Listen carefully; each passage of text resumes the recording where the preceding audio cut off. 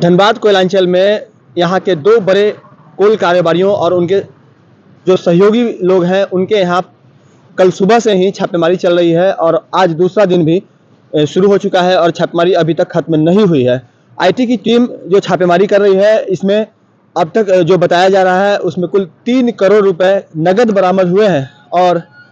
कई जो जेवरात जो भारी संख्या में जो बरामद हुए हैं उन्हें जब्त करके उसकी गिनती की जा रही है, उसके मूल्यों का आकलन किया जा रहा है। इसके अलावा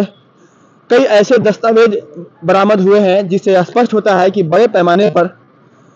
टैक्स की चोरी की गई है और जो धनबाद कोयलांचल का जो यह क्षेत्र है इन दिनों जितने भी कोयला कारोबारी हैं अब उनमें खौफ फैल गया है। बताएं तो जिस तरह से आयकर की इतनी बड़ी कार्रवाई हुई है, कुल 58 जगहों पर आयकर की रेड चल रही है। धनबाद के अलावा कई अन्य जिले भी इसमें शामिल हैं और इस रेड में बताया जा रहा है कि कम मूल्य पर कोयले को खरीद करके उसे अधिक मूल्य पर बाजार में बेचा गया और इसमें कई ऐसे ट्रांजैक्शन है जो नकद हुए हैं और उसमें टैक्स की बड़े पैमाने पर चोरी हुई है। इन तमाम चीज़ों का लेखा जोखा जो आयकर के अधिकारी हैं, जो कर्मी हैं, वो कल से ही लगाने में लगे हुए हैं और इतनी बड़ी कार्रवाई है तो जाहिर सी बात है कि अगर छोटी कार्रवाई होती तो देर रात तक समाप्त हो जाती, लेकिन आज भी दूसरे दिन भी यह कार्रवाई जारी है। थोड़ी देर पहले जो आयकर के अधिकारी आए हुए हैं उनके लिए सुबह में नाश्ते की जो पैकेट है वो बाहर से मंगाए गए हैं। इसका मतलब है कि जहां पर वो कार्रवाई कर रहे हैं उस परिसर में वो उस व्यक्ति का कुछ नहीं खा रहे हैं, उसका कोई पानी तक नहीं पी रहे हैं, उसका चाय तक नहीं पी रहे हैं। तो अंदाजा लगाया जा सकता है कि इस कार्रवाई के दौरान कोई भी आयकर अधिकारी किसी के झांसे में नहीं आ सकता है और ना ही किसी के दबाव में काम करेगा। केंद्रीय जो बल है वो उनकी सुरक्षा में लगाए गए हैं, सीमा सुरक्षा बल के जवानों को की तैनाती की गई है, उनके द्वारा ही उन्हें सुरक्षा दिया जा रहा है। लोकल पुलिस की मदद इसमें नहीं ली गई है। और सबसे बड़ी बात यह है कि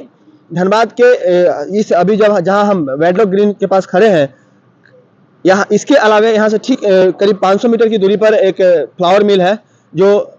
सुरेश अग्रवाल का है। उनके यहाँ भी चल रही है छापेमारी कल से ही। और यहाँ पर जो दीपक पोद्दार का जिस होटल में हम खड़े हैं यहाँ से करीब 2 किलोमीटर की दूरी पर मां काली उद्योग लिमिटेड है, वहाँ पर भी छापेमारी कल से जारी है। अगर गोविंदपुर थाना क्षेत्र में एक और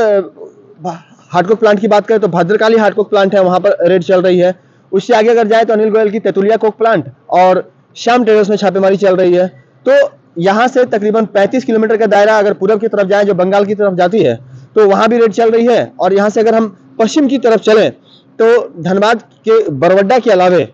अगर हम आगे बढ़ेंगे तो कतरास और बाघमारा क्षेत्र में भी छापेमारी चल रही है, झरिया इलाके में छापेमारी चल रही है, बलियापुर में भी छापेमारी चल रही है और धनबाद के अलावे बोकारो और गिरिडीह क्षेत्र में भी, मधुपुर में भी छापेमारी की अभी जो अभियान है वो जारी है। पूरे अभियान के बाद क्या कुछ निकलकर सामने आता है यह जब आयकर अधिकारी पुष्टि करेंगे उसके बाद क्लियर हो पाएगा। लेकिन इतना जरूर है कि इस छापेमारी के बाद जो भी कोयले के कारोबार से जुड़े हुए कारोबारी हैं और जो माफिया कहलाते हैं, जो माफिया तत्व है, उनमें कहीं ना कहीं हड़कंप मचा हुआ है। और आयकर के बाद अगर मनी लॉन्ड्रिंग, आयकर के पूरे जांच में अगर मनी लॉन्ड्रिंग की अगर बातें सामने आती है तो इसमें ईडी को भी कहीं ना कहीं इसमें दखल जो है वह देखने को मिलेगा। और अगर ईडी पड़ी तो कई जो सफेद पोश हैं वह भी कहीं ना कहीं